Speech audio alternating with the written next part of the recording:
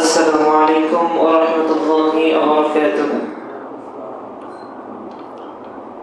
إن الحمد لله نحمده ونستعينه ونستغفره ونؤمن به ونتوكل عليه ونعوذ بالله من شرور أنفسنا ومن سيئات أعمالنا. من يهده الله فلا مضل له ومن يضلله فلا هادي له. ونشهد أن لا إله إلا الله وحده لا شريك له، وأشهد أن محمدًا عبده ورسوله صلى الله عليه وعلى آله وأصحابه أجمعين. أما بعد،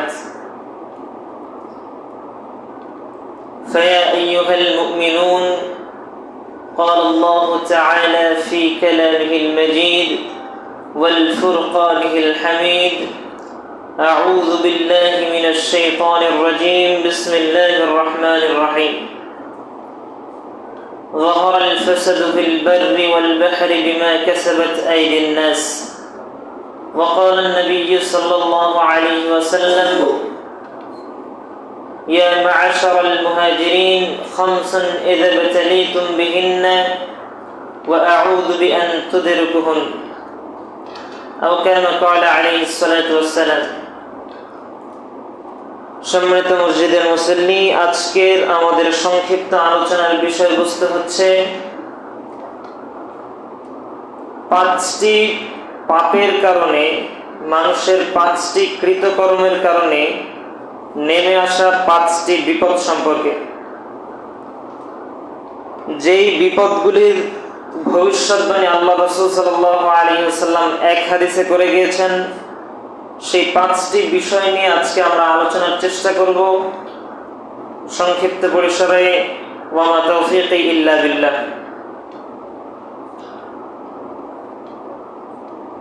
প্রথমত কথা হচ্ছে যে আপনাদেরকে আমি অনেকদিনই বলেছি যে পরিবার প্রথার উপরে ইসলাম ডিপেন্ড করে। এমনকি যেই সমাজ থেকে মানুষের পরিবার প্রথা বিলুপ্ত হয়ে যায়, অথবা পরিবার প্রথার যে কার্যক্রমগুলো এগুলো যখন বন্ধ হয়ে যায়, এলোমেলো হয়ে যায়, তখন ওই জাতিকে আল্লাহ তাআলা ধ্বংস করে দেয়। এর একটা উদাহরণ হচ্ছে কওমে লূত। তার মধ্যে আরেকটা বিষয় হচ্ছে যে মানুষের উপর আল্লাহ তাআলা বিভিন্ন সময় আল্লাহর যে পৃথিবী পরিচালনার যে কিছু নিয়ম রয়েছে, যেগুলো আমরা ইতিহাস জানলে বুঝতে পারবো যে আল্লাহ তাআলা যে কোনো একটা স্কেলে, যে কোনো একটা মাপকাঠিতে পৃথিবী পরিচালনা করে। আমরা যদি কোরআন হাদিস যাচাই করি তাহলে আমরা দেখতে পাবো যে আল্লাহ তাআলা একটা কাজের কারণে, মানুষ একটা কাজ করেছে, ওইটার জন্য এই শাস্তি দিলেন। এই কাজ করলে আল্লাহ তাআলা এমন ফল দেন, এই কাজ করলে আল্লাহ এভাবে সমাধান করেন। এই জিনিসগুলো পাওয়া যায়। তো আল্লাহ তাআলার পৃথিবী পরিচালনার একটা নিয়ম হচ্ছে যে মানুষ যখন সামাজিকতার নামে পাপাচারে লিপ্ত হয়, পাপাচারে বেড়ে ওঠে, তখন ওই সমাজকে আল্লাহ তাআলা ঠিক থাকতে দেন না, ওখানে গজব নাজিল করে দেন আল্লাহ। আল্লাহ আমাদের হেফাজত করুন। রাসূল সাল্লাল্লাহু আলাইহি ওয়াসাল্লাম বলছেন: ইয়া মা'আশারাল মুহাজিরিন, হে মুহাজির সম্প্রদায়, খামসুন ইযা বতালিতুম বিহিন্না, আমি তোমাদের নিকটে পাঁচটি বিপদ আসার ভয় করছি।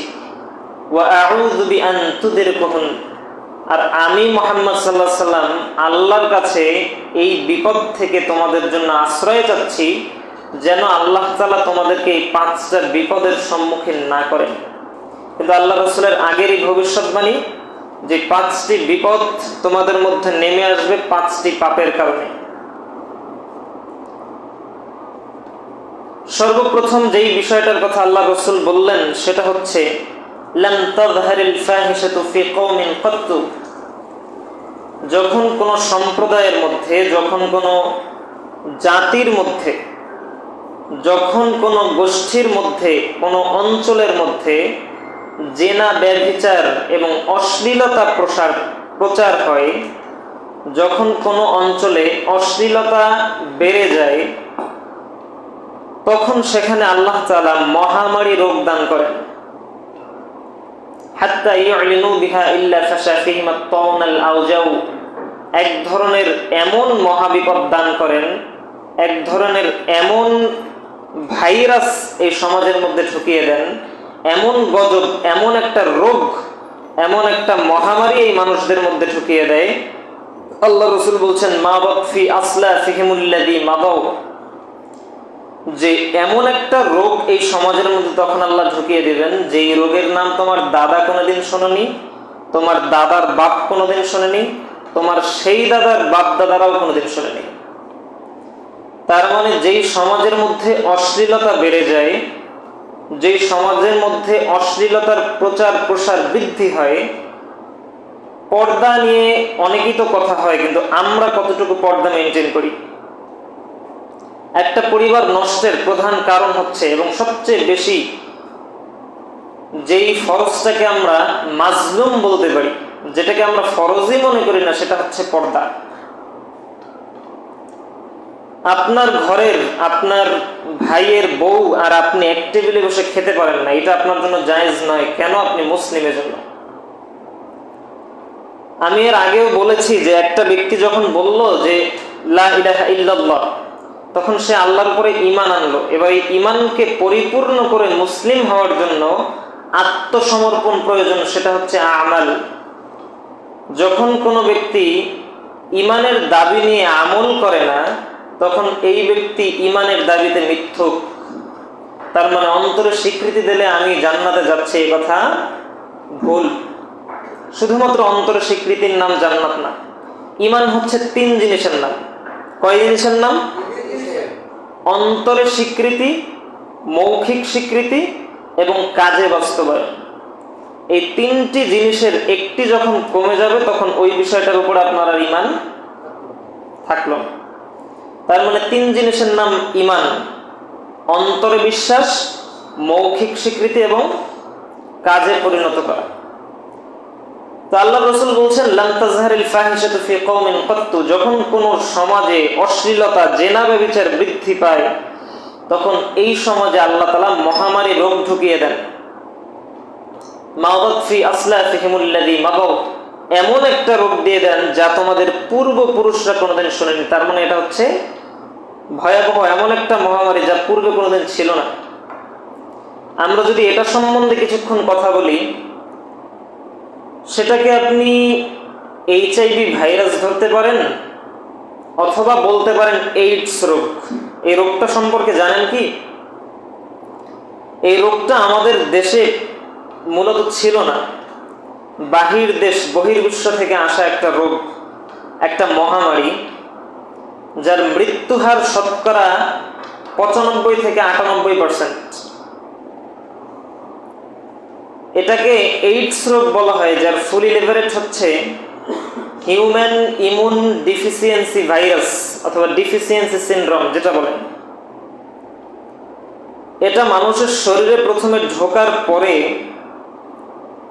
মানুষের ইমিউনিটি লেভেলকে, রোগ প্রতিরোধ ক্ষমতাকে নষ্ট করে দেয়, এবং যখন এই মানুষটার শরীরে আরো বিভিন্ন রোগ বাসা বাঁধতে শুরু করে তখন এটা ধরা পড়ে। তার মানে যখন আপনি শেষ হয়ে যাচ্ছেন একবারে, তখন আপনার এই রোগটা ধরা পড়লো যে এই রোগটা আপনার হয়েছে। এটা হচ্ছে মহামারী, যেটা অশ্লীলতা, জিনা, ব্যভিচারের মাধ্যমে মানুষের মধ্যে ঢুকে গিয়েছে। আল্লাহ বলছেন যাহারাল ফাসাদু বিল বাররি ওয়াল বাহরি বিমা কাসাবাত আইদিন নাস, আসমান জমিনে জলে স্থলে যত ধরনের বিপদ আপদ, যত ধরনের ফিতনা ফাসাদের সামগ্রী তোমরা দেখতে পাচ্ছ, এটা হচ্ছে তোমাদের হাতের কামাই। যেটাই তোমাদের উপরে আপতিত হবে ওটাই হচ্ছে তোমাদের একটা আমলের ফসল, একটা কাজের ফসল। আল্লাহ বলছেন ইন্নাল্লাযীনা ইউহিব্বুনা আন তাশিআল ফাহিশাতু ফিল্লাযীনা আমানু, যে যদি কোনো ব্যক্তি পছন্দ করে যে ঈমানদারদের মাঝে অশ্লীলতার প্রচার ঘটাতে চায়, যদি কোনো ব্যক্তি এই ঈমানদার সমাজের মধ্যে অশ্লীলতার প্রচার ঘটাতে চায়, আল্লাহ বলছেন লাহুম ফিদ দুনিয়া, তার এই দুনিয়াতেও আমি তাকে আযাব দেব এবং পরকালেও আযাব দেব। তার মানে অশ্লীলতা এত ভয়ানক একটা বিষয় যা ছড়ানোর মাধ্যমে আল্লাহ তাআলা আপনাকে আখিরাতে কিয়ামতে তো লাঞ্ছিত করবেনই, পৃথিবীতেও আপনি মাফ পাবেন না।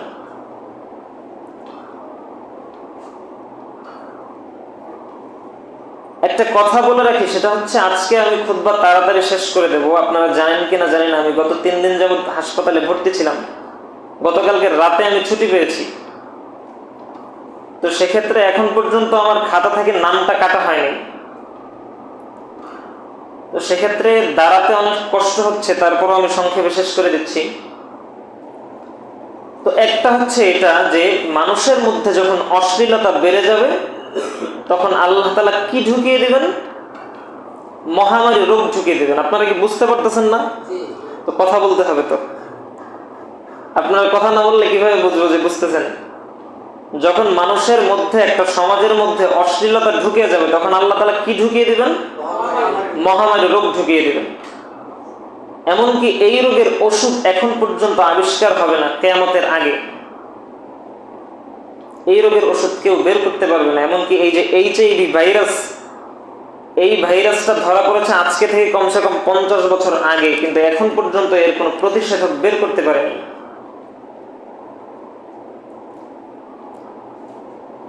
পাপ নাম্বার 2,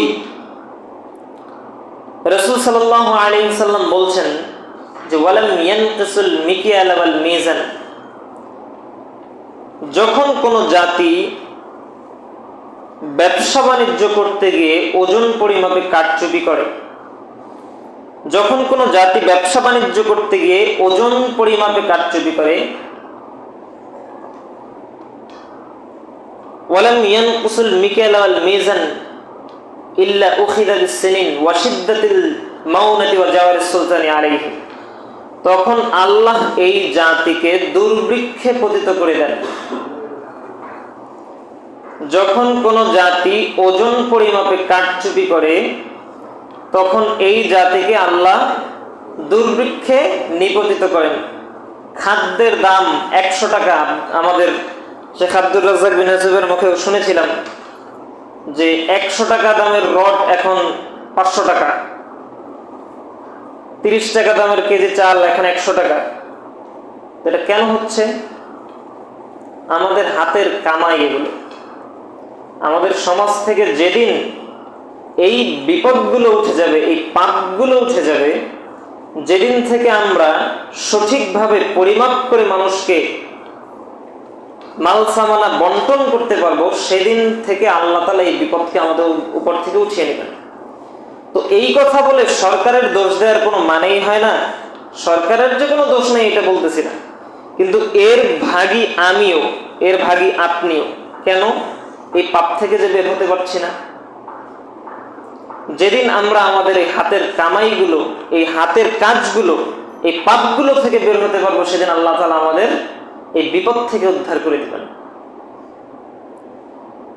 ওয়ালাম ইয়ানকুসুল মিকাল ওয়াল মিজান ইল্লা উখিযা বিস-সিনিন ওয়া শিদ্দাতিল মাউনাতি ওয়া জাওয়ারিস সুলতানি আলাইহিম, যখন কোন জাতি ওজন পরিমাপে কারচুপি করে, আপনি কোরআনে খোঁজেন, অসংখ্য জায়গায় আল্লাহ দেখতে পাবেন আল্লাহ বলছেন যে ওয়াইলুল লিল মুতাফফিফিন, যারা সঠিকভাবে পরিমাপ করে না তাদের জন্য ধ্বংস। বিভিন্ন জায়গায় আরো বিভিন্ন আয়াতে পাবেন এই কথাগুলো আল্লাহ তাআলা বারবার বলেছেন। আল্লাহ তাআলা বিভিন্ন জায়গায় বারবার বলেছেন যে ওজন ঠিকমতো দাও। মুমিনদের একটা বৈশিষ্ট্য হচ্ছে ওজন ঠিকমতো করে দাও। তার মানে যে কথাটা প্রথমে বলতে চাচ্ছিলাম সেটা হচ্ছে, আপনাকে আমি যতগুলো কথাই বললাম এগুলো হচ্ছে মানুষের ন্যায় পরায়ণতার সাথে কানেক্টেড। মুসলিমদের মধ্যে ন্যায় পরায়ণতা থাকবে, যারা আল্লাহে বিশ্বাস করে তাদের মধ্যে ন্যায় পরায়ণতা থাকবে। এজন্য মক্কার কাফিরদের মধ্যে এই ধরনের পাপ কাজ খুব কম ছিল। ওরা কাফির ছিল, আল্লাহ রাসূলকে বিশ্বাস করতো না, এক আল্লাহে বিশ্বাস করত, কিছু শিরকও ছিল, কিন্তু এদের মধ্যে মানে ন্যায়পরায়ণতা নিয়ে কোনো সন্দেহ ছিল না। এদের মধ্যে ন্যায়পরায়ণতা ছিল। মুসলিম মানে হচ্ছে ন্যায়পরায়ণ হবে। ন্যায়পরায়ণ হওয়া হচ্ছে মুসলিমের একমাত্র সবচেয়ে বড় গুণ। মুমিন ইমানদার, সে ন্যায়পরায়ণ হবে। তো ন্যায়পরায়ণ হলে স্বাভাবিকভাবেই কেউ ওজনে কাউকে কম দিবে না, দিতে যাবে না। তো যখন কোনো জাতি, এগুলো মনে রাখতে হবে, অশ্লীলতা যে সমাজে ছড়িয়ে পড়ে ওই সমাজে মহামারী ঢোকে, আর যেই সমাজে ওজন পরিমাপে কারচুপি করা হয় ওই সমাজে আল্লাহ তাআলা কি ঢুকিয়ে দেন? দুর্ভিক্ষ ঢুকিয়ে দেন। তখন 30 টাকা কেজি দামের চাল 200 টাকা কেজিতে খেতে হবে, কিছু করার নেই। তার মানে আমার যে মৌলিক খাদ্য দ্রব্যাদি প্রয়োজন হবে, এই মৌলিক খাদ্য দ্রব্যাদি আমার কিনতে কষ্ট হচ্ছে, আমি এটা সংগ্রহ করতে পারতেছি না, এটাই তো দুর্ভিক্ষ। সেটা এখন চলছে। দেখেন না যে কোন পাপটা নাই সমাজে। পাপ নাম্বার 3, রাসূল সাল্লাল্লাহু আলাইহি ওয়াসাল্লাম বলছেন, ওয়ালাম ইয়ামনাউ যাকাত আমওয়ালিহিম, যখন কোন সমাজের মধ্য থেকে যাকাত প্রথা বিলুপ্ত হয়ে যায়, যখন কোন সমাজের মধ্যে থেকে যাকাত প্রথা বিলুপ্ত হয়ে যায়, যাকাত আদায় করা যে সমাজ বন্ধ করে দেয়, ইল্লা মুনিআল কাতরা মিনাস সামা, তখন আল্লাহ তাআলা আসমান থেকে বৃষ্টি বর্ষণ বন্ধ করে দেয়।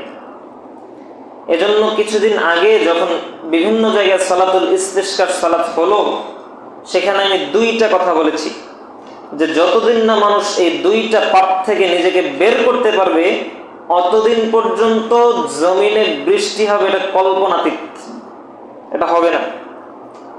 আল্লাহ রাসূল বলছেন, ওয়ালাউলাল বাহাইমা লাম ইউমতারু, পশু প্রাণী যদি জমিনে না থাকতো, যদি পশু প্রাণী, কুকুর, শৃগাল, গরু, ছাগল, এরা যদি জমিনে না থাকতো, আল্লাহ তাআলা কিয়ামত পর্যন্ত আর বৃষ্টি দিতেন না এই জাতির মধ্যে, যে জাতির মধ্যে যাকাত প্রথা বন্ধ হয়ে যায়। তার মানে যখন মানুষ যাকাত প্রথা বন্ধ করে দেয়, তখন মানুষ কুকুর, শৃগালের থেকে খারাপ হয়ে যায়। আপনার সামর্থ্য হচ্ছে, যাকাত হচ্ছে সম্পদের ময়লা, এটা মনে রাখবেন। যাকাত হচ্ছে সম্পদের ময়লা, ওটা যতক্ষণ আপনার সম্পদের মধ্যে থাকছে ততক্ষণ আপনার সম্পদ আপনার জন্য হারাম, অপবিত্র।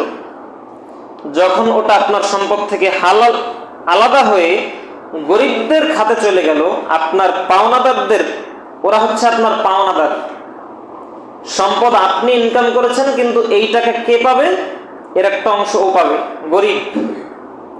তার মানে তারা হচ্ছে আপনার পাওনাদার। এই পাওনাদারকে যখন আপনার টাকা পরিশোধ করবেন, তখন আপনার সম্পদ এবার ঠিক আছে, এবার ভালো।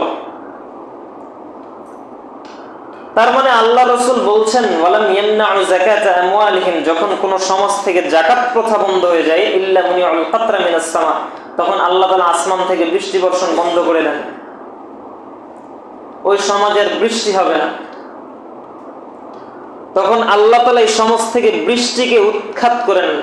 আমি যে 2টা কথা বলতে যাচ্ছিলাম, সেটার একটা হচ্ছে যে যখন সালাতুল ইস্তিসকা পড়বেন, তখন আরো একটা কাজ মনে রাখবেন। আল্লাহ তাআলা বলছেন সূরা নূহের ভিতরে, নূহ আলাইহিস সালাতু ওয়াস সালামের সম্প্রদায় আল্লাহকে বলছেন, আল্লাহ এত দাওয়াত দিলাম, কেউ তো দাওয়াতে সাড়া দিচ্ছে না।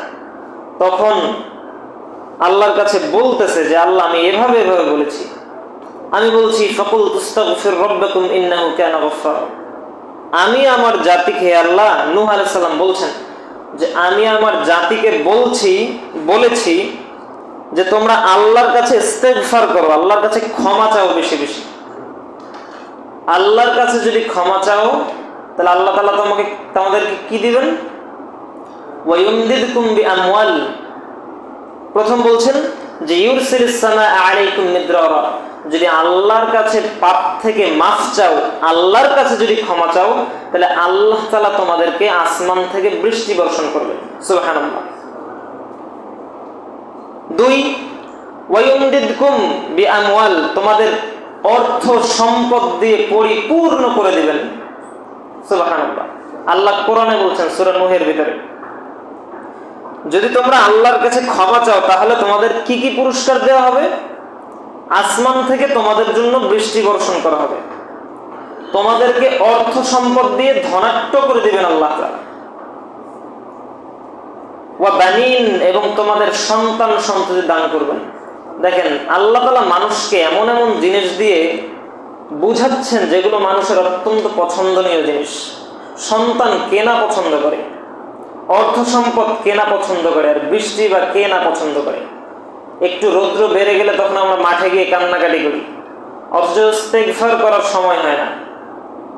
একান্তে বসে 2 মিনিট আল্লাহর সঙ্গে বলবো যে আল্লাহ মাফ করে দাও, জীবনে যা করছি, এই কথাটা বলার সময় হয় না। তো শুধুমাত্র কি সালাতুল ইস্তিসকা পড়লে বৃষ্টি হবে এই জমিনে, বলেন তো? তার মানে সালাতুল ইস্তিসকা, ইস্তিগফার এবং যাকাত প্রথা এগুলো নিয়ে কাজ করতে হবে। তখন আল্লাহ তাআলা নিয়মিত জমিনে সাইয়্যিবান নাফিআ, উপকারী বৃষ্টি দান করবেন ইনশাআল্লাহ। তো আমরা 3 নম্বরটা পেলাম যে যখন কোন জাতির মধ্য থেকে যাকাত প্রথা বিলুপ্ত হয়ে যায়, বিলীন হয়ে যায়, তখন আল্লাহ তাআলা এই জাতির মধ্য থেকে বৃষ্টিকে উঠিয়ে নেন, আসমানকে নিষেধ করেন যে আসমান তুই বৃষ্টি বর্ষণ বন্ধ করে দে। তখন এই আসমান আর এই জমিনে বৃষ্টি দেয় না ওই জাতির মধ্যে।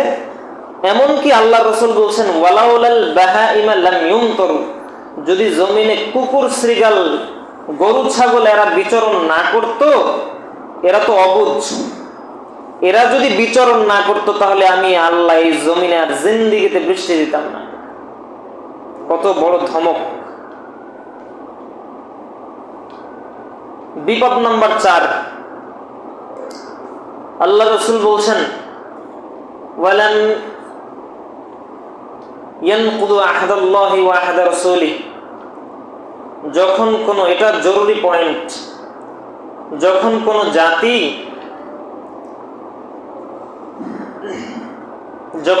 জাতি আল্লাহ তাআলার সাথে কৃত ওয়াদাকে ভঙ্গ করে দেয় এবং রাসূলের সাথে কৃত ওয়াদাকে ভঙ্গ করে দেয়, তখন আল্লাহ তাআলা কি করেন?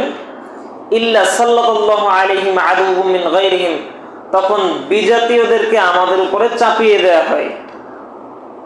আল্লাহর ওয়াদাকে ভঙ্গ করে যখন মানুষ, রাসূলের ওয়াদাকে যখন মানুষ ভঙ্গ করে, তখন অন্য জাতিকে আমাদের উপরে চাপিয়ে দেয়া হবে। ফাআখাযু বা'দা মা ফি আইদিহিম, এবং তারা আমাদের সম্পদ, আমাদের হক সব আত্মসাৎ করে নিয়ে যাবে। তার মানে আমরা সংক্ষেপে একটু বোঝার চেষ্টা করি যে আল্লাহ তাআলার ওয়াদাটা কি আর রাসূলের ওয়াদাটা কি। আল্লাহ তাআলার ওয়াদা হচ্ছে শিরক থেকে বেঁচে থাকা এবং একমাত্র আল্লাহর উলুহিয়াতের সাক্ষ্য দেয়া। উলুহিয়াত বুঝেন? উলুহিয়াত হচ্ছে সমগ্র ইবাদত কে পাবে বলেন তো? এটাকে বলা হয় উলুহিয়াত। আপনি বলছেন লা ইলাহা, আল্লাহ ব্যতীত কোনো ইলাহ নাই। ইলাহ মানে কি? ইলাহ মানে হচ্ছে মা'বুদ, ইবাদত পাওয়ার মতো যোগ্য আর কোনো সত্তা নেই। তার মানে আপনি যত আনুগত্য করছেন, যত যাই করছেন, এগুলো সব কার জন্য করতেছেন? আল্লাহর জন্য। তাহলে এটা হচ্ছে আল্লাহর সাথে আপনার ওয়াদা, অঙ্গীকার। এটা আল্লাহ তাআলা কোরআনে বলছেন।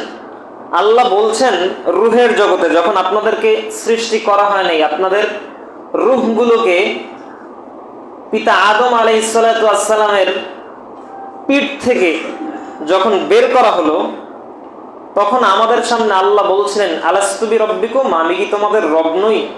সমগ্র ইবাদত পাওয়ার যোগ্যতা কি আমি আল্লাহ রাখি না? সমগ্র বিশ্বকে কি আমি আল্লাহ সৃষ্টি করে দেই নাই? তখন আমি বলেছিলাম যে ক্বালু, অবশ্যই আপনি আমাদেরকে সৃষ্টি করেছেন এবং আমাদের রব একমাত্র আপনি। আল্লাহ বলছিলেন ক্বালু শাহিদনা, এই কথার উপরে আমি তোমাদের সাক্ষ্য রেখে দিলাম। অথচ আমরা আজকে ভুলে গেছি। মনে আছে ভাই? কারোরই মনে নেই। এ কথা আল্লাহ তাআলা কোরআনে বলে দিয়েছেন। তার মানে এটা হচ্ছে আল্লাহর সাথে আপনার কৃত ওয়াদা। এই ওয়াদাকে মানুষ যখন বিচ্ছিন্ন করে, ভঙ্গ করে, যখন সালাত সিয়াম আদায় করে না, তখন এই ওয়াদাকে আর রক্ষা করা হয় না। আল্লাহর ওয়াদাকে রক্ষা করার মানে হচ্ছে শিরক থেকে বেঁচে থাকা, সালাত আদায় না করা শিরক। আল্লাহ রাসূল বলছেন, সুনান ইবনে মাজার হাদিস, আল্লাহ রাসূল বলছেন মান তারাকা সালাত, যে ব্যক্তি সালাতকে ছেড়ে দিল, ফাকাদ আশরাক, সে ব্যক্তি আল্লাহর সাথে শিরক করলো। তার মানে আল্লাহর সাথে নামাজ না পড়াই হচ্ছে শিরক। আরেকটা দলিল নেবেন, কোরআনে আল্লাহ বলছেন যে আল্লাহ রাসূল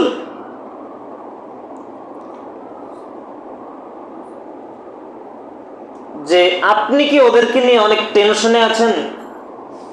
আমার আয়াতটা মাথায় আসতেছে না। আল্লাহ বলতেছে যে যারা নিজের অন্তরকে যারা রব বানিয়ে নিয়েছে, অন্তর যা বলে সে তাই করে, তাহলে সে রব। আপনি কার কথা শুনবেন? আপনার রবের কথা। তো আপনার অন্তর যা বলতেছে আপনি সেটাই করতেছেন। তো আল্লাহ তাআলা আল্লাহ রাসূলকে ডাক দিয়ে বললেন যে তাদেরকে কি আপনি দেখেননি যারা নিজেদের অন্তরকে নিজের রব বানিয়ে নিয়েছে? তার মানে আপনার অন্তর যেটা বলে সেটাই আপনি করতে পারেন না, আপনি একজন মুসলিম এজন্য। তো এটা হচ্ছে আল্লাহর সাথে কৃত ওয়াদা। আল্লাহর রাসূলের সাথে ওয়াদা কি? আমি ছোট্ট এক কথায় একটা হাদিস দিয়ে আপনাকে বুঝিয়ে দিচ্ছি। আল্লাহ রাসূল বলছেন, কুল্লু উম্মতি ইয়াদখুলুনাল জান্নাহ, এই পৃথিবীতে আমার উম্মত হিসেবে জন্মগ্রহণ করলো এবং আমার দ্বীনের উপরে জন্মগ্রহণ করার পরে যতজন ব্যক্তি এই পৃথিবীতে আবির্ভূত হলো প্রত্যেক ব্যক্তি জান্নাতে যাবে। সুবহানাল্লাহ। আল্লাহ রাসূল বলছেন, কুল্লু উম্মতি ইয়াদখুলুনাল জান্নাহ, প্রত্যেক আমার যত উম্মত আছে প্রত্যেক উম্মত জান্নাতে যাবে। আল্লাহর রাসূল একটু পার্থক্য করে দিয়ে বললেন, তবে তারা যাবে না যারা অস্বীকার করে। আল্লাহ রাসূল বলছেন, কুল্লু উম্মতি ইয়াদখুলুনাল জান্নাহ ইল্লা মান আবা, যারা অস্বীকার করে, সেটা হতে পারে জান্নাতকে অস্বীকার করে, জান্নাতে যেতে অস্বীকার করে, আর না হয় আমি নবীকে অস্বীকার করে, এরা যাবে না। তখন আল্লাহর রাসূলকে সাহাবায়ে কেরাম বলছেন, আল্লাহর রাসূল, এটাও কি কোনোদিন সম্ভব? আল্লাহর উপরে ঈমান আনার পরে, আপনার উপরে বিশ্বাস করার পরে আপনাকে আপনাকে অস্বীকার করবে অথবা জান্নাতে যেতে অস্বীকার করবে? আপনি কি চাইবেন ভাই যে জান্নাতে যাব না? আপনি কি চাইবেন যে আমি আল্লাহর রাসূলকে অস্বীকার করবো? এটাকে স্বীকার করবেন কোনোদিন? তো আল্লাহর রাসূলের সাহাবারা এত বিচক্ষণ ছিলেন, তারা তৎক্ষণাৎ প্রশ্ন করে বসলেন, আল্লাহ রাসূল, এটা কি কোনোদিন সম্ভব? কোন ব্যক্তি আপনাকে অস্বীকার করতে পারে? তাহলে সে কি আপনার উম্মত হলো? তখন আল্লাহ রাসূল বলছেন, দেখো, মান আতাআনি দাখালাল জান্নাহ, যে ব্যক্তি আমি আল্লাহর রাসূলের অনুসরণ করলো, যে ব্যক্তি আমি রাসূলের অনুসরণ করলো, অনুসরণ মানে বুঝেন, তাবিঈ মানে কি? আল্লাহর রাসূল এই তাবিঈর ব্যাখ্যা দেখতে যাবেন, ইবনু কাসির খোলেন, তাফসীর ইবনু কাসির, তিনি বলছেন যে তাবিঈ হচ্ছে এমন একটা শব্দ যে আল্লাহর রাসূল এখানে পা দিলেন, এখানে পা দিলেন, হাঁটতেছে কিভাবে আপনি পিছনে বসে লক্ষ্য করতেছেন, আর আল্লাহ রাসূল যেখানে যেখানে পা ফেলতেছেন আপনিও সেখানে সেখানে পা মিলিয়ে এরপর হাঁটছেন, এটাকে বলা হয় তাবিঈ। তার মানে কারোর পদচিহ্নকে অনুসরণ করে অনুরূপ পদচিহ্ন দিয়ে দিয়ে চলার নাম হচ্ছে তাবিঈ। তো আল্লাহ রাসূল বলছেন যে যে ব্যক্তি আমার তাবিঈ করলো, অনুসরণ করলো, মান আতাআনি, যে ব্যক্তি আমার আনুগত্য করলো, সে ব্যক্তি শুধুমাত্র জান্নাতে যাবে। ওয়ামান আসানি ফাকাদ আবা, আর যে ব্যক্তি আমার আনুগত্যকে অস্বীকৃতি জানালো, আমাকে যে ব্যক্তি অনুসরণ করলো না, সে ব্যক্তি আমাকে অস্বীকার করলো বা জান্নাতে যেতে অস্বীকার করলো। তাহলে এই দুইটা জিনিস হচ্ছে আল্লাহ এবং আল্লাহর রাসূলের সাথে ওয়াদা। সেটা হচ্ছে আপনি বিদআত থেকে বেঁচে থাকবেন জরুরিভাবে, আপনি বিদআত থেকে বেঁচে থাকবেন জরুরিভাবে, আর আল্লাহ রাসূলের সুন্নতকে পুঙ্খানুপুঙ্খভাবে অপরিবর্তনীয় অপরিবর্ধনীয় রেখে এরপরে পালন করবেন। এটা হচ্ছে আপনার উপরে ওয়াজিব, যদি আপনি মুসলিম নিজেকে দাবি করেন তখন। আর আল্লাহর সাথে ওয়াদা হচ্ছে আল্লাহর সাথে শিরকে লিপ্ত হবেন না, আল্লাহর একমাত্র ইবাদত করবেন। তো আল্লাহ রাসূল বলছেন, ওয়ালাম ইয়ানকুদ আহাদুল্লাহি মিন বা'মান আহাদুল্লাহি ওয়া আহাদ রাসূলি, যখন আল্লাহ এবং আল্লাহর রাসূলের মধ্যকার এই ওয়াদাকে আমরা ভঙ্গ করে ফেলেছি, আমরা কি ওয়াদাকে ঠিক রাখতে পেরেছি ভাই? তার মানে এইটাকে যখন আমরা ছিন্ন করে ফেলেছি, এই ওয়াদাটাকে যখন রক্ষা করতে পারিনি, তখন আল্লাহ তাআলা আমাদের এমন একটা বিপদ দিলেন। এখন ফিলিস্তিনে সারা বিশ্বে মুসলিম সংখ্যা কতজন? সারা বিশ্বে মুসলিমদের সংখ্যা আছে 150 কোটি। ইহুদিদের সংখ্যা কত? মাত্র 1.5 কোটি। তার মানে মুসলিমদের থেকে কয়শো গুণ কম? 100 গুণ কম। ভুল বললাম? অথচ মার খাচ্ছে কারা? মার দিচ্ছে কারা? 1.5 কোটি ইহুদি। তা আপনি আপনার সমাজে বিভিন্ন জায়গায় তো মাহফিল প্রোগ্রাম করতেছেন, দাওয়া সেন্টার কার্যক্রম চালাচ্ছেন। আচ্ছা ভাই, এই বাংলাদেশের মাটিতে ইহুদিদের কয়টা দাওয়া কার্যক্রম হয়? কয়টা মাহফিল হয়? হয় কি? বিশ্বের কোথাও কি আপনি শুনেছেন যে ইহুদিদের বিশাল একটা সেমিনার হবে আজকে? খুব কম, তুলনামূলক হলেও। হবে বা কিভাবে? তাদের তো লোকই নেই, জনবলই নেই। অথচ এই টোটাল বিশ্বটাকে এই ইহুদি সাম্রাজ্যবাদী গোষ্ঠীরা আজকে পরিচালনা করছে, আমাদেরকে নাকানি চুবানি খাওয়াচ্ছে মোবাইল নামক একটা যন্ত্রের মাধ্যমে। আপনাকে ছোট্ট একটা পয়েন্ট দেখাই, যেটা নিয়ে আপনি কোনোদিন ভেবেছেন বলে আমি মনে করি না। এখন আপনি পোল্ট্রি মুরগি খান না? আচ্ছা, পোল্ট্রি মুরগি আসার পরে আমাদের দেশি মুরগির বাজারজাত কমেছে না বেড়েছে বলেন তো? হ্যাঁ, কমে গেছে না? আমাদের দেশীয় মুরগির মোরগের, এই যে আমরা যেটাকে আমাদের বরিশালের ভাষায় রাওয়া বলি বা মোরগ বলি, এইগুলা কি এখন সচরাচর দেখেন? আচ্ছা, আজকে থেকে 50 বছর আগে যারা আমাদের মুরব্বী আছেন, তাদের প্রত্যেক বাড়িতে কি মোরগ ছিল না? আগে ফজরের সময় ডাক শুনতেন না? তো দেখেন ইহুদিদের কি সুচালু একটা, কত ছোট একটা পরিকল্পনা নিয়ে কাজ করে, অথচ তারা কত বড় পরিকল্পনা সাজিয়ে ফেলেছে এই ছোটটার মাধ্যমে। এটা আপনাকে কোনোদিন ভাবতে দেয়নি। ওরা আপনাকে দেখাচ্ছে যে তোমাদেরকে আমি মুরগি খাওয়াইতেছি অল্প টাকায়। দেশি মুরগির দাম বেশি না? তো অল্প টাকায় আপনাকে মোরগ খাওয়াইতেছে না মুরগি? তো ওরা আপনাকে বোঝাচ্ছে যে আমি তোমাদের জন্য এমন একটা মুরগি আবিষ্কার করে দিলাম যেটা তোমরা খেতে থাকো, আমিষের অভাব পূরণ হচ্ছে, তোমরা খেতে পারতেছো বেশি বেশি। কিন্তু আপনি কি কোনোদিন এটা ভেবেছেন যে যেই মোরগ আগে আপনার বাড়িতে ছিল, ওই মোরগের ব্যাপারে আল্লাহ রাসূল বলছেন, মোরগ সকালবেলা আজান দেয়, ফেরেশতাদেরকে দেখে, যখন মোরগ ডাকে তখন তোমরা সুবহানাল্লাহ বলো, তখন আল্লাহর কাছে দোয়া করো, কারণ তখন দোয়া কবুল হয়। শুনছেন না এগুলা? এগুলো সবই হাদিস। তাহলে তারা এমন একটা সরু ছোট একটা চিন্তা আপনার মাথায় ঢুকিয়ে দিল, কত বড় একটা ফায়দা লুটতেছে দেখেন। এই মুরগি আপনাদেরকে আমাদেরকে খাওয়ায়। আমি বলতেছি না যে আবার পোল্ট্রি মুরগি খাওয়া হারাম, ইন্নালিল্লাহ, এ ধরনের ফতোয়া দিতে চাইতেছি না, অথবা দেবও না কোনোদিন, আমি নিজেই তো খাই। তো পোল্ট্রি মুরগি খাওয়া হারাম না, কিন্তু এদের পরিকল্পনা দেখেন।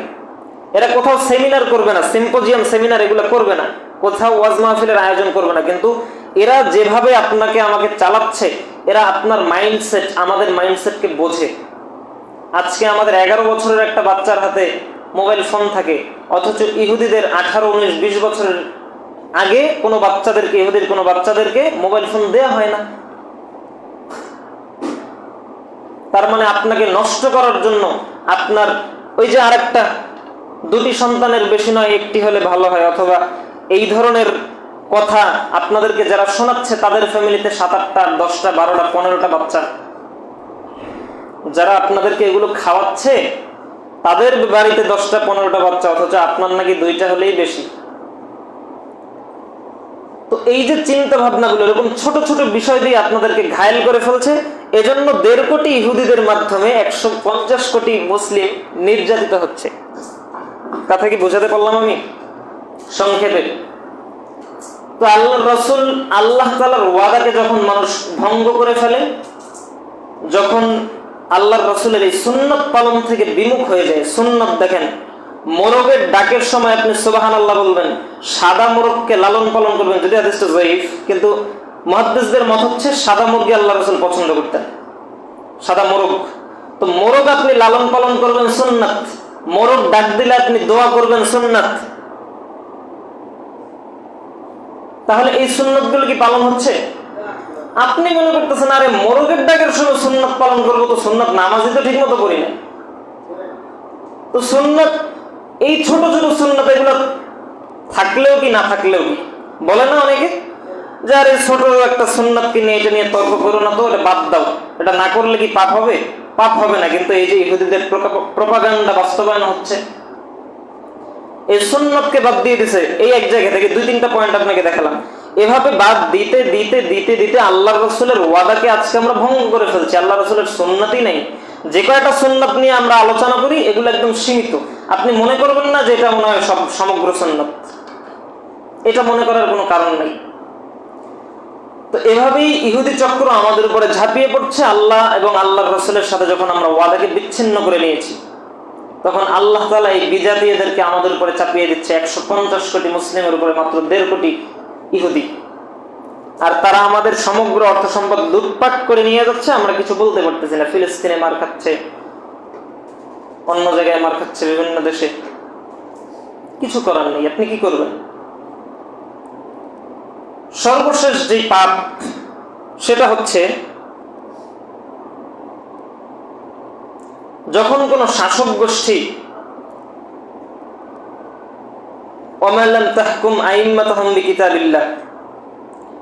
যখন কোন দেশের শাসক গোষ্ঠী কোরআন দিয়ে পরিচালনা করে না রাষ্ট্র, যখন কোন শাসক গোষ্ঠী কোরআন দিয়ে রাষ্ট্র পরিচালনা করে না, তখন আল্লাহ তাআলা ইল্লা সাল্লাল্লাহু আলাইহিম, তখন আল্লাহ এই জাতির মুসলিমদের ভিতরে যুদ্ধ পাকিয়ে দেন।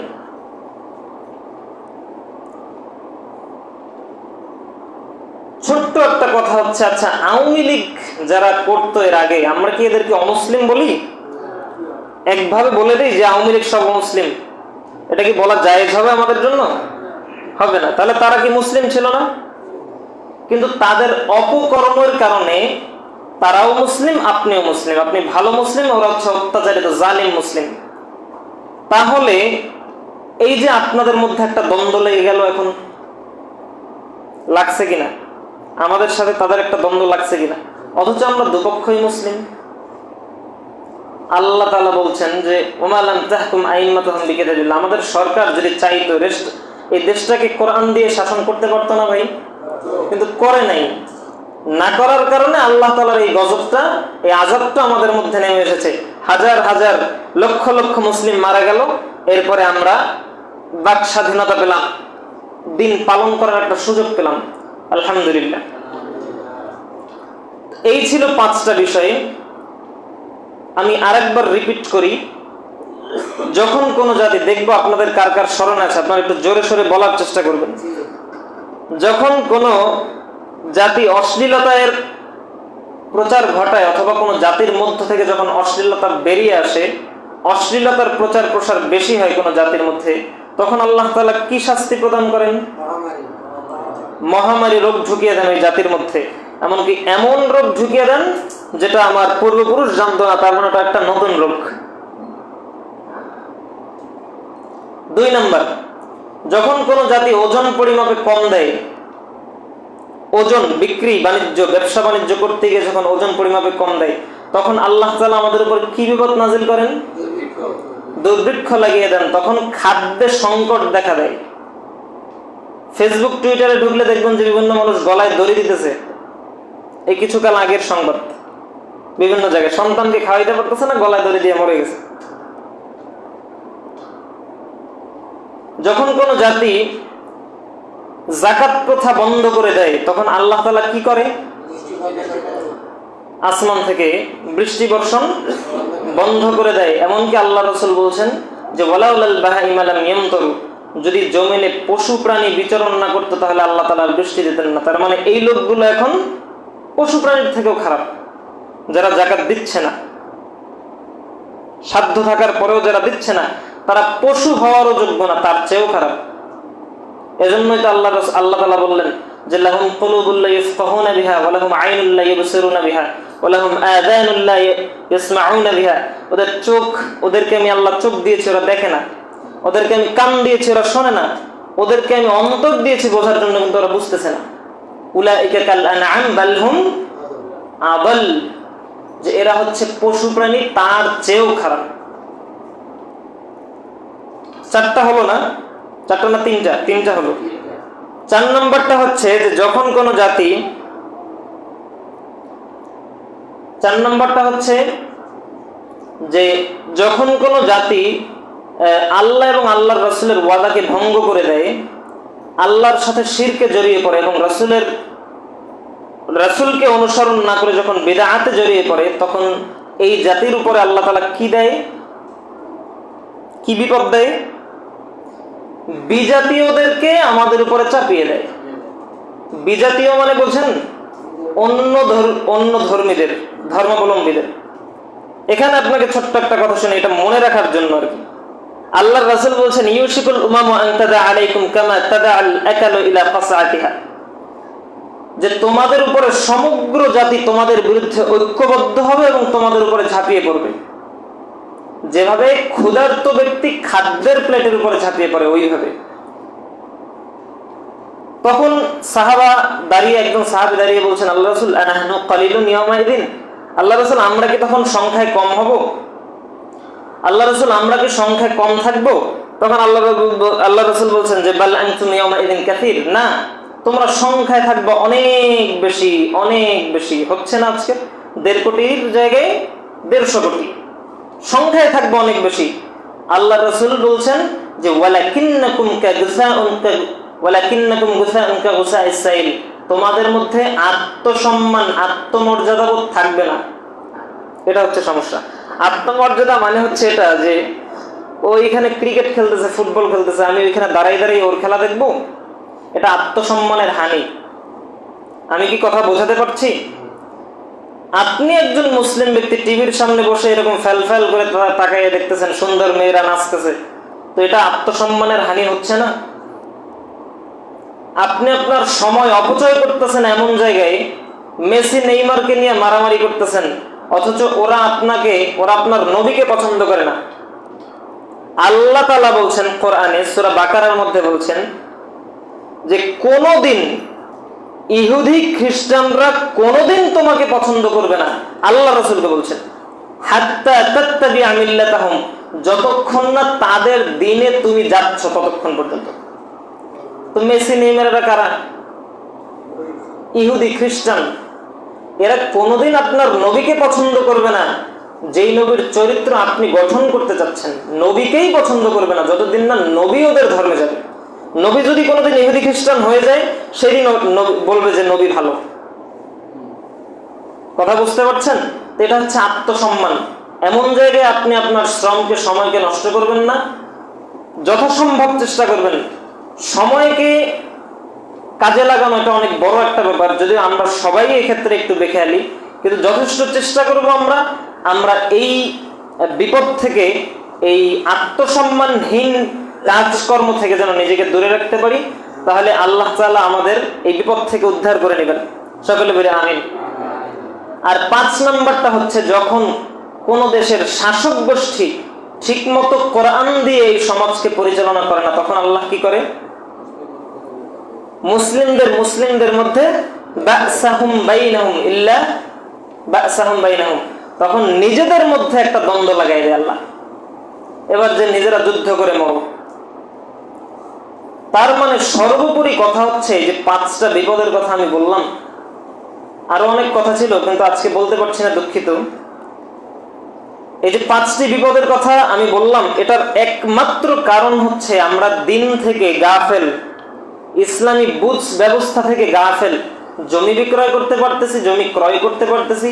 আচ্ছা, ওই হিসাব কি আপনি কোনোদিন কোর্স করছেন? 10 শতক জমি কিনতে কি কি লাগে? কোনোদিন কোর্স করে শিখছেন? ওটা তো আপনার বাপদাদার কাছ থেকে শিখছেন। তাহলে দিনটা শিখতে আপনার কি জন্য হুজুরের দরকার হচ্ছে? ওইটা আপনি বাপদাদাদের থেকে শিখতে পারতেছেন, বিভিন্ন মহরীকে ধরে শিখতে পারতেছেন। আপনার মসজিদের ইমাম সাহেবকে ধরে কি আপনি একটু দিন শিখতে পারলেন না? এই প্রশ্নটা কি আল্লাহ তাআলা আপনাকে করবেন না? তা আমরা এদিক থেকে গাফেল। আমরা যেদিন দিনে ফিরে যেতে পারবো, যেদিন মুহাম্মদ সাল্লাল্লাহু আলাইহি ওয়াসাল্লামের এই চরিত্রকে যেদিন আমরা ধারণ করতে পারবো, সেদিন আল্লাহ তাআলা আমাদের এই বিপদ থেকে মুক্তি দিবেন। এবং এই 5টা বিপদের সম্মুখীন আল্লাহ রাসূল 1450 বছর আগে বলে গেছেন যে তোমরা এই 5টা বিপদের সম্মুখীন হবে। আমরা স্পষ্টভাবে দেখতে পাচ্ছি যে 5টা আমাদের মধ্যে প্রতিফলন হচ্ছে। তো সেক্ষেত্রে আমাদের একমাত্র কাজ হচ্ছে আল্লাহর দিকে ফিরে যাওয়া এবং রাসূল সাল্লাল্লাহু আলাইহি সাল্লামের সুন্নাহকে পুঙ্খানুপুঙ্খভাবে মেনে চলা এবং গুরুত্বারোপ করা। সুন্নাহ কোনোদিন ছোট না ভাই। যেই সুন্নতকে আপনি ছোট বলছেন ওইটা সুন্নত না, ওই সুন্নতটা হচ্ছে আপনার বিপদ থেকে বাঁচার ঢাল। আপনার উপরে যেন মানুষ ক্ষতি করতে না পারে, জিন ক্ষতি করতে না পারে, আপনার দিনকে যেন আপনি হেফাজত করতে পারেন, এজন্য একটা জালের মতো, একটা শৃঙ্খলের মতো আল্লাহ তাআলা আপনাকে, আল্লাহ রাসূল আপনাকে দিয়ে গেছে সুন্নাহ, যে সুন্নাহ থেকে আপনি বাতিল পন্থীদেরকে রদ করে দিতে পারবেন, সেটা হচ্ছে সুন্নাহ। সুতরাং এই সুন্নাহকে কোনোদিন এই কথাটা যেন আপনার মুখে না আসে যেটা তো একটা ছোট্ট সুন্নাহ, এটা পালন না করলেই বাকি। আপনি আপনার যে কোনো একটা সমস্যার কারণে পালন করতে পারতেছেন না, সেটা ভিন্ন বিষয়, কিন্তু আপনি এভাবে কোনোদিন বলবেন যে এটা ছোট। সুন্নাহ কোনোদিন ছোট না। আপনাকে দেখালাম যে মোরগ পালন করা, ইহুদিরা চায় না যে আপনারা মোরগ পালন করেন, কারণ যখন আপনাদের মধ্যে সুন্নাহ চলে আসবে, সুন্নাতের একটা মহব্বত বৃদ্ধি পাবে, যখন আল্লাহ আপনার দোয়াগুলোকে কবুল করে নিবে, তখন ওরা আর আপনার সাথে বলে পারতেছে না। তো যাই হোক, আল্লাহ আমাদের এই সকল বিপদ থেকে মুক্তি দান করুক, সকলে বলি আমিন।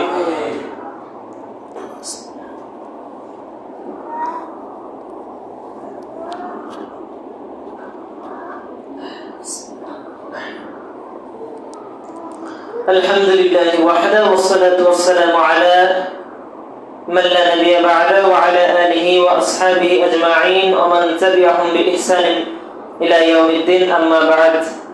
রাসূল সাল্লাল্লাহু আলাইহি ওয়াসাল্লামের একজন সাহাবী হুযায়ফা ইবনে ইয়ামান বলছেন যে লা তাফশুনাল বিদআ, যে মানুষের মধ্যে বিদআত এমন ভাবে ঢুকে যাবে, মানুষের মধ্যে এমন একটা যুগ আসবে যেই যুগে মানুষের মধ্যে বিদআত এমন ভাবে ঢুকে যাবে যে হাত্তা ইযা তুরিকা মিনহা শাই, যখন মানুষ একটা বিদআত থেকে নিজেকে বের করে আনবে, তখন মানুষ বলবে যে হায় হায় তরিকাতে সুন্নাহ, সুন্নাতকে ছেড়ে দিল যে।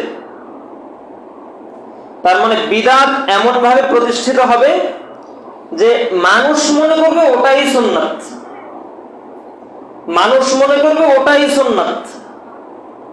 আজকের বিভিন্ন আমল এমন এমন, নামাজের পরে মোনাজাত করা নাকি সুন্নাত বলতেছে, তো এটা তো সুন্নাত হতে পারে না কোনোদিনও, যেহেতু আল্লাহ রাসূল করেননি। তার মানে যখনই আমরা বলি যে ফরজ সালাতের পরে সম্মিলিত মোনাজাত করতে পারবেন না, তখনই একদল বলবেন যে হ্যাঁ একটা সুন্নাত ছিল, ওটাকেও শেষ। একটু মোনাজাত করব, দোয়া করব, সেটাও নাকি বিদআত। মোনাজাত করা কি আদৌ বিদআত? পদ্ধতিটা হচ্ছে সমস্যা। আপনি যে পদ্ধতিটাকে ফলো করছেন, এই পদ্ধতিটা ঠিক হচ্ছে না, আল্লাহ রাসূলের পদ্ধতির সাথে মিলছে না, এজন্য সমস্যা। মোনাজাত করা, দোয়া করা তো অবশ্যই খুব গুরুত্বপূর্ণ একটা আমল। আর দোয়া ওয়াল ইবাদত, দোয়াই তো ইবাদত। আপনি তো দোয়া করবেন, কিন্তু সেটা কার পদ্ধতিতে? রাসূলের পদ্ধতিতে। যাই হোক, আল্লাহ তাআলা আমাদের শিরক থেকে বাঁচার তৌফিক দান করুক, বিদআত থেকে বাঁচার তৌফিক দান করুক, এবং আল্লাহ তাআলার আনুগত্য, রাসূলের আনুগত্য করে জান্নাত অবধি যাওয়ার তৌফিক দান করুক, সকলে বলি আমিন। আমাদের মধ্যে যারা অসুস্থ আছেন তাদেরকে আল্লাহ তাআলা পরিপূর্ণ সুস্থতা দান করে দিন, সকলে বলি আমিন।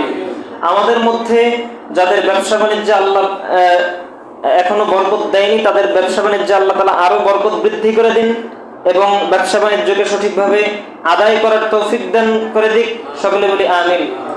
আমাদের মসজিদ কেন্দ্রিক দাওয়াতি কাজের উদ্দেশ্যে আমরা একটা ফাউন্ডেশন করেছি। আমরা চাই আপনারা সবাই থাকেন, আমরা চাই আমাদের এই ফাউন্ডেশনের সাথে আমরা সবাই কাঁধে কাঁধ মিলে দাওয়াতি কাজ করে যাই। কারণ যে দিন এই দাওয়াতি কাজ, এই দাওয়াত নিয়ে গুরুত্বপূর্ণ আলোচনা করেছি পূর্বেই, যেই লোক দাওয়াতি কাজ করে না, ওই লোক, ওই সমাজের মধ্যে আল্লাহ তাআলা বিপদ ঢুকিয়ে দেন। যেই সমাজে একটা লোক জিব্রাইলকে পাঠিয়ে দিলেন, বলতেছে যাও ওই শহরটাকে ধ্বংস করে দাও, তখন জিব্রাইল বলছে আল্লাহ ওখানে তো তোমার একজন বান্দা আছে যে তোমার কোনো নাফরমানি করে না, তখন আল্লাহ বলছেন ওকে সহ দাও, ওকে সহ ধ্বংস করে দাও। আলাইহি ওয়া আলাইহিম, ওকে সহ এই শহরকে ধ্বংস করে দাও। কেন? কারণ বিন্দু পরিমাণ এই চিন্তাও করে না যে আমি তো একা একা ইবাদত করতেছে ঠিকই, কিন্তু মানুষ যে খারাপ কাজ করতেছে সেটা তো বন্ধ করতে হবে, এই চিন্তাটা ওর মধ্যে নেই। এজন্য আল্লাহ তাআলা ওকে সহ ধ্বংস করে দিলেন। সুতরাং দাওয়াতি কাজের অন্য কোনো পদ্ধতিই নেই দাওয়াত ছাড়া। দাওয়াতের সাথে আপনি ওতপ্রোতভাবে জড়িত থাকবেন, এটা আপনার উপর ফরজ, বাধ্যতামূলক। আপনি মানুষকে দাওয়াত দিবেন, খারাপ কাজ থেকে বিরত রাখবেন এবং সৎ কাজের আদেশ দিবেন, এটা আপনার কাজ। সুতরাং এই কাজ করার উদ্দেশ্যে আমরা ফাউন্ডেশনটা করেছি। আপনারা আপনাদেরকে অনুরোধ করব যে প্রত্যেকে আমাদের এই ফাউন্ডেশনের সদস্যতা গ্রহণ করবেন এবং আমাদের সাথে আমাদের যে সিলেবাস ভিত্তিক আমাদের যতটুকু শেখা একটা মুসলিমের জন্য প্রয়োজন, জরুরি, এটাকে আমরা কিভাবে ডেভেলপমেন্ট করতে পারি, কিভাবে আমাদের নিজেদের মধ্যে ডেভেলপমেন্ট আসে এবং আমরা কিভাবে মানুষকে দাওয়াত দেব, এই পদ্ধতিগুলো আমরা নিজেরা আলোচনা করে বিভিন্ন সিস্টেমে আমরা সামনের দিকে এগিয়ে যাব। আল্লাহ তাআলা আমাদের সকলকে তৌফিক দান করুন। সুবহানাকাল্লাহুম্মা ওয়া বিহামদিক আশহাদু আল্লা ইলাহা ইল্লা আনতা আস্তাগফিরুকা ওয়া আতুবু ইলাইক। ওয়াসসালামু আলাইকুম ওয়া রাহমাতুল্লাহি ওয়া বারাকাতুহু।